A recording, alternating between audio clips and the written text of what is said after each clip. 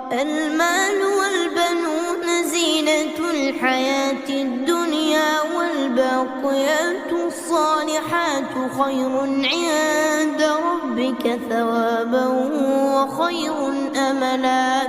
ويوم نسير الجبال وترى الأرض بارزة وحشرناهم فلم نغادر منهم أحدا وعرضوا على ربك صفا لقد جئتمونا كما خلقناكم أول مرة بل زعمتم أن لن نجعل لكم موعدا.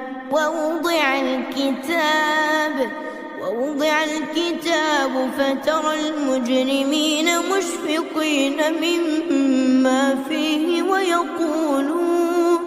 ويقولون يا ويلتنا ما لهذا الكتاب لا يغادر صغيرة ولا